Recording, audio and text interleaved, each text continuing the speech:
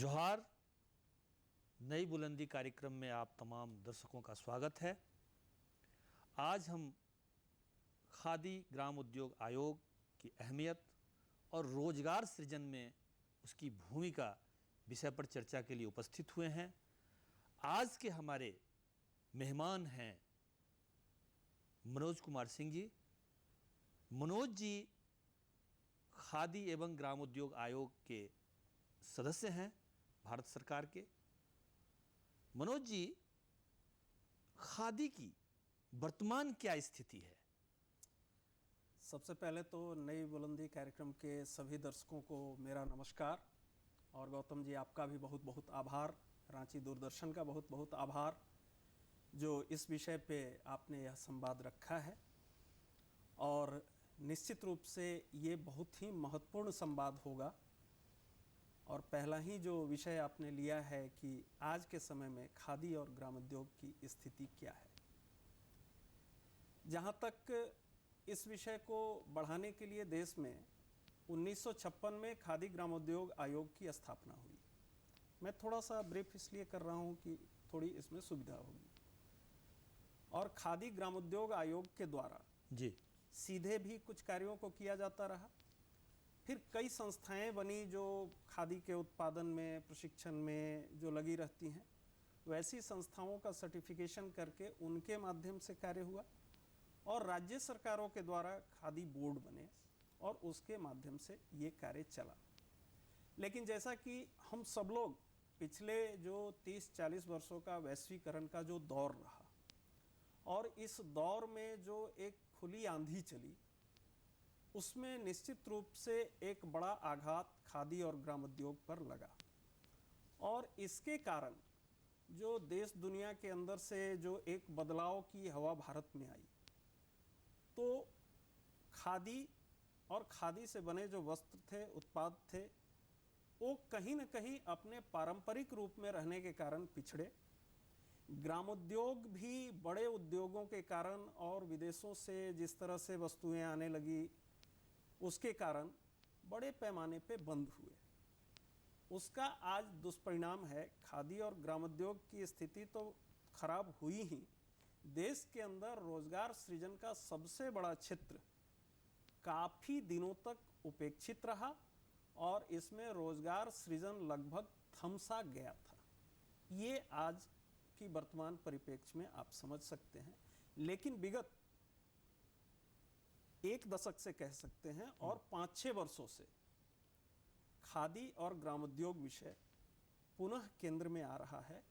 और जब से प्रधानमंत्री जी ने स्वयं, एक तरह से आप कह सकते हैं कि आदरणीय नरेंद्र मोदी जी ने ब्रांड एम्बेसडर की तरह बिल्कुल बिल्कुल लोकल और वोकल की बात की, खादी फॉर फैशन की बात की, यानी फिर से इस खादी को सेंट्रल स्टेज में उन्होंने लाया है, उस दूरगामी दृष्टिकोण के साथ कि रोजगार का अवसर अगर कहीं है तो इस क्षेत्र में है, ग्राम उद्योग के क्षेत्र में। बहुत अच्छा, बहुत ही गंभीर विषय पर आपने लाकर के विषय को रखा है कि लोकल फॉर वोकल और केंद्र में खादी। प्रधानमंत्री जी ने इस विषय को लेकर के फिर से इसको एक बार एस्टैब्लिश करने की, इसको फिर से एक्सेलरेट करने की, तेज दौड़ाने की एक कोशिश की है। मनोज जी, वर्तमान दौर में जिसमें अभी हमने एक बड़ा, एक प्रभावशाली एक वो वैश्विक बीमारी का हम लोगों ने सामना किया है, तो ऐसे वैश्विक बीमारी के समय में और जो रोज़गार की जो स्थिति है पूरे देश भर में, ऐसे समय में खादी के क्षेत्र में रोज़गार सृजन की क्या संभावना है और कौन कौन सी योजनाएं हैं? देखिए, बहुत ही रिलेवेंट क्वेश्चन है। देश दुनिया में जो विकास का पैमाना अभी माना गया, उसमें जीडीपी का ग्रोथ, यानी कंट्री में जीडीपी बढ़ रहा है तो हम विकसित कर रहे हैं, ग्रोथ रेट हमारा बढ़ रहा है तो हम विकसित कर रहे हैं, पर कैपिटा हमारा बढ़ रहा है तो हम विकसित कर रहे हैं। लेकिन इसमें यह नहीं देखा गया कि क्रिएशन ऑफ वेल्थ तो जीडीपी का बढ़ना दिखाता है, लेकिन उसका डिस्ट्रीब्यूशन ऑफ वेल्थ नहीं है। इसलिए जीडीपी देश का बढ़ा, पर कैपिटा देश का बढ़ा, लेकिन बेरोजगारी देश में बढ़ी, छोटे उद्योग देश में बंद हुए। और जो बड़े इंडस्ट्री हैं वो दुनिया भर के कंपटीशन में रोबोटिकरण की ओर बढ़ रहे हैं, आर्टिफिशियल इंटेलिजेंसिया की ओर बढ़ रहे हैं, तो वहाँ आप देख रहे होंगे कि नेगेटिव जॉब वहाँ है। यानी जो ये विकास है, जो ये ग्रोथ है, वो जॉबलेस ग्रोथ है। जीडीपी तो बढ़ रहा है लेकिन रोजगार नहीं बढ़ रहा है। हाँ, तो वही वही ऐसी परिस्थिति में, मैं उसी विषय पे आ रहा हूँ, ऐसी परिस्थिति में रोजगार की संभावना कहाँ है? तो स्वाभाविक रूप से पूज्य बापू ने, विनोबा भावे ने, दीनदयाल जी ने, लोहिया जी ने जिन रास्तों को बताया था और श्रम की जो प्रधानता जो दी थी, और हाथ के द्वारा उत्पादित न केवल वस्तु, कपड़े, ये सारी चीजें उसके हुनर के साथ साथ उसको एक रोजगार भी देता है और देश की आवश्यकताओं को भी पूरा करता है। इस विषय में मैं इतना ही कहूँगा कि खादी और ग्रामीण रोजगार जैसे एमएसएमई मिनिस्ट्री है आज के डेट में, सूक्ष्म लघु मध्यम उद्यम मंत्रालय आज देश के एक्सपोर्ट में 48% इसका हिस्सा है। 11 करोड़ नौकरियां ये क्षेत्र दे रहा है, सृजित कर रही है, जो एट प्रेजेंट है जीडीपी में लगभग 30% का कंट्रीब्यूशन है। मतलब आप इसके योगदान को समझ सकते हैं कि देश के इकोनॉमी में क्या है। अब उसी तरह से आप खादी और विलेज इंडस्ट्री की बात करेंगे तो आदरणीय नितिन गडकरी जी मंत्री बने हैं, प्रधानमंत्री जी का इस पर थ्रस्ट है। तो अगर 19-20 का आप केवल आंकड़ा देखें तो जहां हर क्षेत्र में 5%, 2%, 8% या नेगेटिव ग्रोथ रेट था, खादी के क्षेत्र में उत्पादन लगभग 16% बढ़ा और बिक्री लगभग 19% बढ़ी। 88,000 करोड़ का खादी एवं ग्रामोद्योग आयोग और इससे जुड़ी हुई इकाइयों ने 19-20 में व्यवसाय किया। और जो हमारा कई प्रकार की हमारी योजनाएं, हाँ वही मनोज जी, योजनाओं के विषय में थोड़ा हमारे दर्शकों को। हाँ मैं वही बता रहा हूँ। जैसे खादी के क्षेत्र में मैं बहुत एक सामान्य ढंग से बताता हूँ। खादी के क्षेत्र में एक मॉड्यूल बाइलॉज है और उस बाइलॉज को एडॉप्ट करते हुए कोई भी ट्रस्ट, कोई भी संस्था, कोई भी non profit making company khadi की संस्था और खादी से जुड़े हुए कार्य को कर सकता है। अब इसमें कार्य क्या है? तो पहला कार्य तो इसमें है ट्रेनिंग का। कतिन हैं, बुनकर हैं, कारीगर हैं, इनके ट्रेनिंग का काम है। ट्रेनिंग के बाद उनके द्वारा प्रोडक्शन का काम है। प्रोडक्शन के बाद उस माल को आउटलेट और बाकी के माध्यम से उसको कस्टमर तक पहुंचाना है। तो ये पूरे लिंक्स में 2 एजेंसी जुड़ते हैं। एक तो खादी ग्रामोद्योग आयोग खुद करता है, दूसरा इससे जुड़ी हुई देश भर में आज के डेट में करीब 2737 संस्थाएं हैं, जिसमें 800 के लगभग राज्य बोर्ड से जुड़ी है, से 1700 के लगभग 1700-1800 जो है खादी ग्रामोद्योग आयोग से जुड़ी हुई है। और इन संस्थाओं का अपना ट्रेनिंग सेंटर, अपना इनका प्रोडक्शन सेंटर और इनके लगभग देश में 8000 से ज़्यादा आउटलेट हैं, जिससे खादी और ग्रामोद्योग की चीज़ें वहाँ के द्वारा हम बेचते हैं। अभी दुनिया के अंदर चल रहे परिवर्तन के अनुसार पोर्टल भी डेवलप किया गया है, यानी आप वेब पोर्टल से भी इन चीज़ों को मंगा सकते हैं। अब रही बात की मनोज जी, थोड़ा सा इस बीच में हम आपको रोकना चाहेंगे। एक मनोज जी, जो विषय आपने कहा कि ये योजनाएं चल रही है और आपने 3 चीज़ कहा, कोई भी ट्रस्ट, एनजीओ या नॉन प्रॉफिटेबल कंपनियां इस काम को कर सकती है, इसको थोड़ा और डिटेल से। मैं उसी को बता रहा हूँ। मैं इसमें चूंकि 2 पार्ट है, एक खादी है, ग्रामोद्योग है, मैं दोनों को अलग अलग बता रहा हूँ। तो खादी के क्षेत्र में आज सरकार क्या करती है? सरकार ने 5 पूनी संयंत्र स्थापित किए हैं अपने, इसलिए कि मार्केट के ऊपर हमारा कारीगर बुनकर डिपेंडेंट न रहे, उसका एक्सप्लॉयटेशन न हो। तो सरकार के जो 5 पुनी सेंटर हैं, कर्नाटक में है, बिहार में है, तो उन सेंटर से इनको रॉ मटेरियल मिलता है। अब ये जो रॉ मटेरियल मिलता है, इस रॉ मटेरियल के लिए भी सरकार ने एक योजना बना रखी है KVIC की, कि ये रॉ मटेरियल इनको मात्र 4% के ब्याज दर पे मिलता है और शेष जो ब्याज है वो आयोग या सरकार बैंक्स उसको को बैन देती करती है, यानी रॉ मटेरियल में आपको सुविधा मिली। अब दूसरी एक योजना है जिसमें हम कारीगर वेलफेयर की योजना है। एक तो उनके बीमा की है और एक ट्रस्ट है उनके वेलफेयर। ये बीमा की क्या है, कितने की है? ये बीमा वाले में है कि जो भी कारीगर किसी संस्था के थ्रू काम कर रहे हैं या बोर्ड के सेंटर्स में काम कर रहे हैं, वो सबके सब बीमित होते हैं उस संस्था के द्वारा। और जो वेलफेयर का है उसमें उनका कंट्रीब्यूशन और जो संस्था होती है उसका कंट्रीब्यूशन बना के एक फंड होता है, जो कि जब उन कारीगरों को, बुनकरों को, कतिन को कोई परेशानी हो तो उसमें से उनको मिलता है। इसके साथ साथ खादी के विकास के लिए एक खादी विकास योजना करके आई। उस विकास योजना में जैसे चरखे पुराने हो गए हैं तो उनको चरखे प्रोवाइड करना, बुनकरों के लिए सेड चाहिए उसके लिए एक सेड योजना है, कारीगर सेड योजना।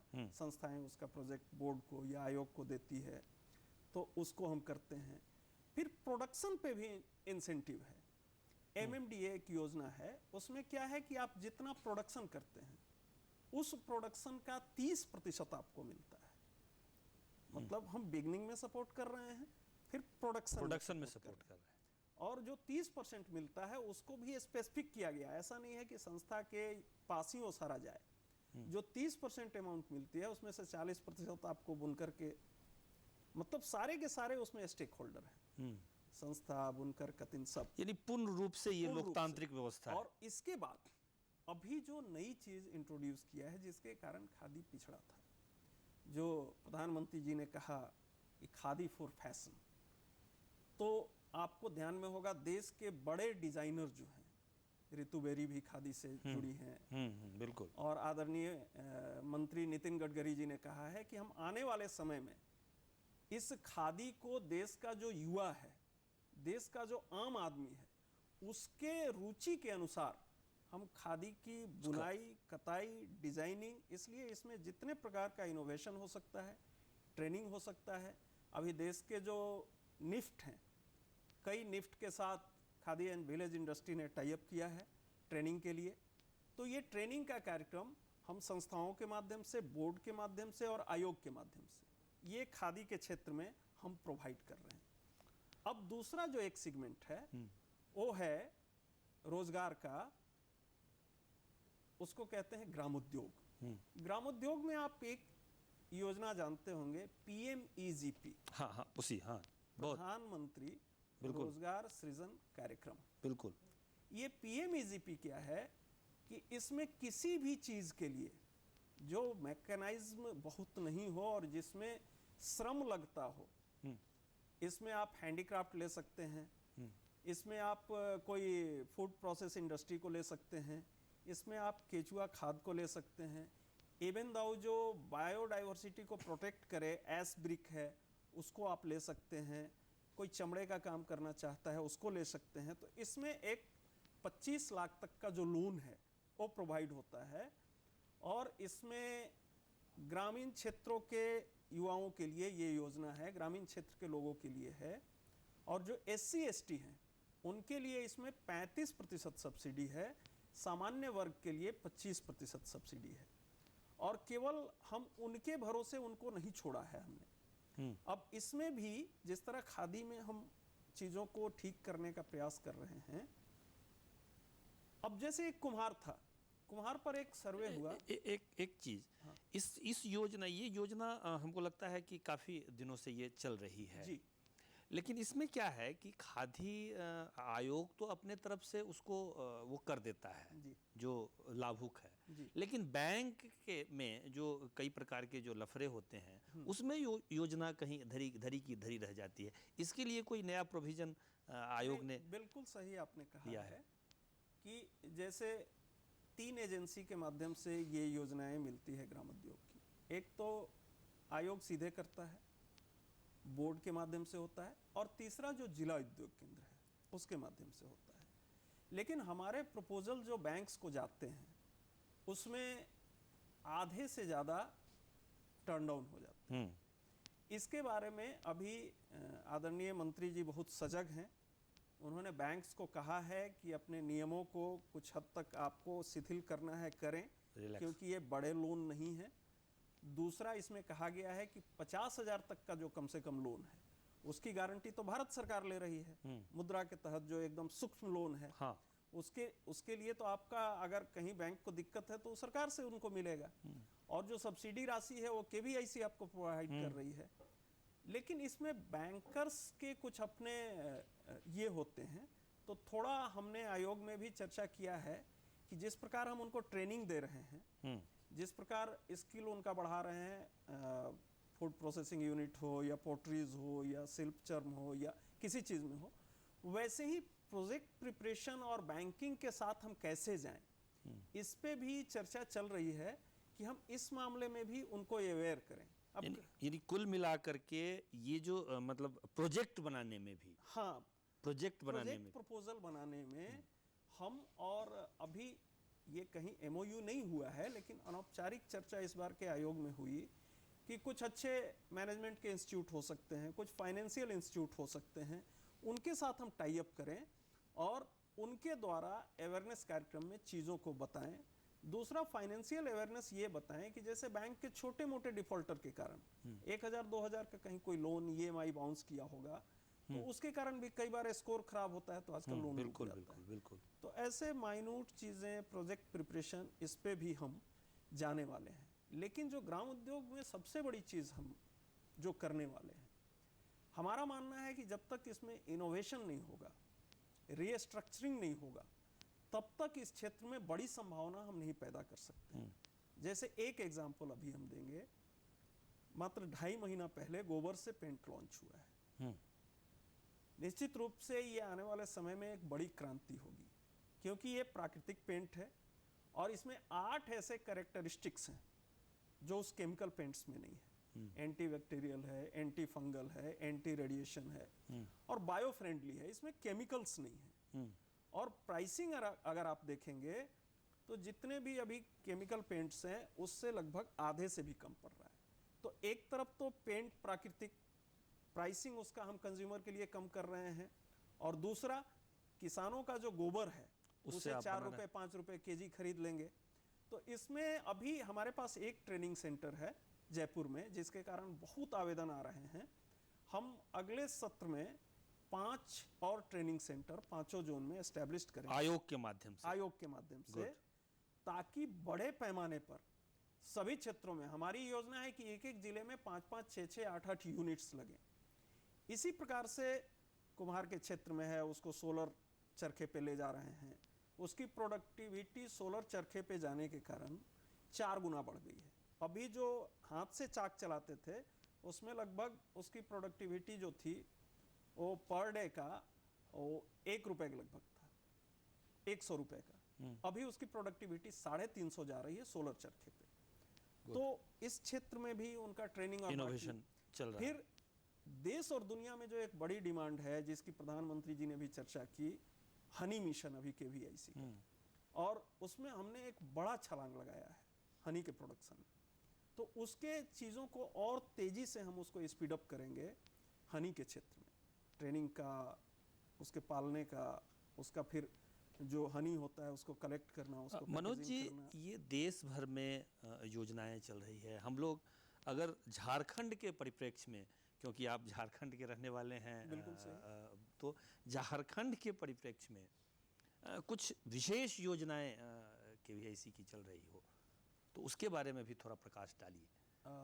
झारखंड की जहाँ तक बात है तो देश की जितनी प्रकार की योजनाएं केवीआईसी की है, चाहे कुम्हार के चाक वितरण का हो या मधुमक्खी पालन का हो या चर्मकार के लिए जो 2 महीने के ट्रेनिंग के बाद लेदर किट का वितरण का हो, उसमें सब में कुछ न कुछ यहाँ चल रहा है।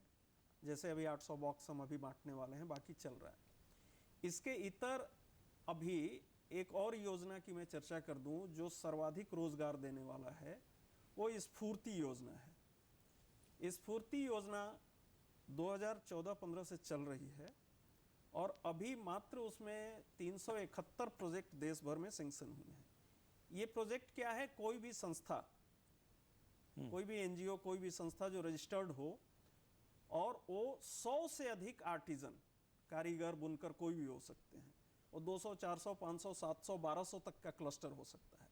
जैसे पोट्री बनाने का क्लस्टर हो, सिल्क का क्लस्टर हो, जी। बैम्बूज का क्लस्टर हो, उस संस्था को 10% अपनी सीड मनी और अपनी जमीन या लीज पे अगर जमीन होती हो तो बाकी 90% उसके रॉ मटेरियल बैंक, उसके कॉमन फैसिलिटी सेंटर यानी जहाँ ट्रेनिंग और बाकी होगा, उसके प्रोडक्शन सेंटर, और उसके लिए हमने देश भर में 100 इंस्टीट्यूट को इम्पैनल किया है जो उसको टेक्निकल असिस्टेंट्स देगा।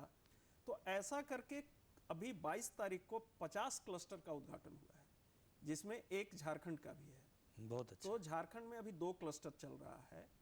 हमने यहाँ के लोगों से कहा है कि ये 2-4 से नहीं होगा, कम से कम आप 100 क्लस्टर का लक्ष्य रखें, ताकि आने वाले वर्ष में जो 5 साल में 2 हुआ है, तो अगले साल में कम से कम हम 20-25 क्लस्टर यहाँ, ताकि बड़े पैमाने पर वहाँ एक वाइब्रेंट रोजगार को क्रिएट कर सकें, ये करें।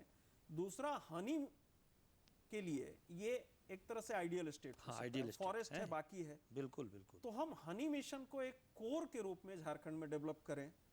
फिर पोट्री भी, कुम्हार भी यहाँ बड़ी संख्या में हैं, उस पर हम काम करें। सिल्क से संबंधित कोई? जी, मैं उस पर आ रहा था। सिल्क प्रोडक्शन की जब आप बात करेंगे तो देश के जो 2-3 राज्य आते हैं उसमें एक झारखंड आता है। बिल्कुल। और इसमें आपका चाहे भगैया का हो, चाहे कुचाई का सिल्क हो, ये चाईबासा का हो, तसर हो, ये यहाँ के फेमस रहे हैं। और आज उनके जो प्रोडक्शंस हैं वो भी काफ़ी अच्छे हैं और इंटरनेशनल स्तर के हैं। अभी एक संस्था काम कर रही है कुचाई में, वो जर्मन में रहते हैं यहीं के, उन्होंने भी संपर्क किया है और इंटरनेशनल लिंकेजेस की बात वो इसकी करते हैं। तो सिल्क के क्षेत्र में 2 समस्याएं अभी आ रही है। एक तो कि जो फाइन सिल्क है प्योर, उसकी कॉस्टिंग बहुत हाई होती है जी। तो उसका परचेजर ग्रुप लिमिटेड हो जाता है। तो अगर उस सिल्क के साथ हम कॉटन या पॉली को मिक्स करके और उसके फिनिशिंग्स को बनाए रखते हुए अगर उसके प्राइसिंग्स को हाफ या उसके नीचे ले जाएं, तो मुझे लगता है कि आम जन इसकी ओर बड़ी तेजी से आएंगे। और इस पे अभी काम चल रहा है और इस क्षेत्र में भी हम लोग रिसर्च और बाकी चीज़ें कर रहे हैं ताकि उसको हम बढ़ा सकें। दूसरा एक और है, क्योंकि ये अपना जो झारखंड प्रदेश है वो ट्राइब जनसंख्या ज़्यादा है, तो उससे संबंधित कोई नई योजना सरकार की, आयोग की ऐसी कोई है तो वो भी हमारे दर्शक जानना चाहेंगे। नहीं, आयोग की जो सारी योजनाएं हैं उसमें स्पेसिफिक अगर आप कह सकते हैं तो SC ST के लिए हमारे जो 35% है, 25 के बदले 35 है। दूसरा, आयोग का ये गाइडलाइंस है मोटा मोटी कि जो हमारे जनजातीय क्षेत्र हैं वहाँ हम प्राथमिकता के आधार पर जनजातियों को, जैसे हमारे पास 400 कारीगर हैं जी, और हमारे पास 200 बॉक्सी उपलब्ध हैं, और अगर उसमें 100 भी ट्राइबल है तो हम ट्राइबल को 100 करें और बाकी 300 में 100 करें। ऐसी एक प्राथमिकता, कोई बाइंडिंग नहीं है, लेकिन एक प्राथमिकता है। दूसरा है कि स्पेसिफिक इस विषय पे काम करने के लिए अभी आदरणीय मुंडा जी का जो विभाग है जिसमें ट्राइफेड है, ट्राइफेड ने बहुत कॉम्प्रिहेंसिव योजना बनाई है और उनका अभी KVIC के साथ बातचीत चल रहा है कि उनके ट्रेनिंग और बाकी पार्ट्स में हम मदद कर दें। तो बाकी उनके फंड से उनको जैसे बी बॉक्स देना है, बाकी पॉटरीज देना है या लोहार के कर्म में देना है, तो ट्राइफेड से उसको, तो हम आने वाले दिनों में इस कन्वर्जन पे भी विचार कर रहे हैं कि मिनिस्ट्री, डिफरेंट मिनिस्ट्री जो योजनाएं चला रहे हैं उसका कन्वर्जन कैसे हो। अच्छा मनोज जी, इसमें एक चीज़ और, जैसे हमारे पास में उसमें है कि कैसे लोन, तो लोन का जरा प्रोसेस वो जरा एक बार दर्शकों को बताइए कि कैसे हम PMEGP। जी हाँ, PMEGP क्या है कि जिसमें आप जो काम करना चाहते हैं, कुछ तो स्किल्ड है और कुछ में नॉन स्किल्ड है। जैसे गोबर पेंट आपको बनाना है तो आपको पहले उसका ट्रेनिंग लेके उसके नो हाउ स्किल सब जान के, और जब ट्रेंड हो गए तो वहाँ आपको प्रोजेक्ट प्रपोजल बनाने से लेके सारा चीज़ वहाँ बताया जाएगा, उस आधार पे आप बैंक में प्रोसेस करेंगे। लेकिन मान लिया कि आप कोई छोटा सा फूड प्रोसेसिंग इंडस्ट्री में जाना चाहते हैं, आप टमाटर का केचप या पल्प बनाना चाहते हैं या कुछ करना चाहते हैं, तो उसमें जो स्किल्ड हैं आपके पास, उसके आधार पे आप उसके प्रोजेक्ट बनाने वाले स्वाभाविक रूप से आजकल CA से लेके कई एजेंसियां हैं, हाँ है ना, उसके मशीनरीज हैं, बाकी चीज़ हैं, उस आधार पर एक प्रोजेक्ट का जो फॉर्मेट होता है उस फॉर्मेट में ही करते हैं और उसका फिर एक फॉर्म आता है स्पेशल, उस फॉर्म और प्रोजेक्ट प्रपोजल को आप DIC में, KVIC में या बोर्ड में प्रोसेस करते हैं। बोर्ड, DIC, KVIC उस प्रोजेक्ट में आपके जो लेकुनाज होते हैं उसको रेक्टिफाई करने में मदद करते हैं, बनाने में भी और रेक्टिफाई करने में।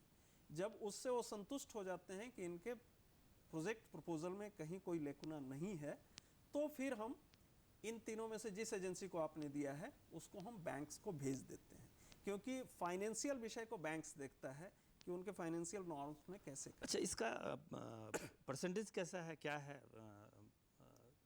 देखिए परसेंटेज तो ब्याज। मैं ब्याज ब्याज ब्याज का वो नॉर्मल जो उनका नॉर्मल होता जो है, नॉर्मल जो माइक्रो के लिए है, स्मॉल माइक्रोज के लिए बैंक्स के जो रूल्स हैं उसमें वही है कि सब्सिडी हम 35% दे के उसको कंपनसेट करते हैं। बहुत अच्छा। मनोज जी इस कार्यक्रम में उपस्थित हुए, आपका बहुत बहुत धन्यवाद। बहुत आभार आपका। खादी हमारे स्वतंत्रता से लेकर के ग्राम विकास से लेकर के और रोजगार सृजन तक में बड़ी भूमिका निभाने वाली ये संस्था है और खादी एवं ग्राम उद्योग आयोग इस पूरी संस्था और व्यवस्था को देखती है। जैसा कि मनोज जी ने बताया कि 11 करोड़ से ज़्यादा लोग हम इस खादी एवं ग्राम उद्योग आयोग के माध्यम से रोजगार प्राप्त कर रहे हैं। ऐसी बड़ी संस्था पर आज हम लोग चर्चा के लिए उपस्थित हुए थे। कार्यक्रम अंतिम पड़ाव की ओर है और इस कार्यक्रम में मनोज जी उपस्थित हुए। आप तमाम दर्शकों का भी स्वागत है, आभार है। और इसी प्रकार के हम नए सोच, नए चिंतन और नए कार्यक्रम के साथ आगे उपस्थित होंगे आप लोगों के समक्ष।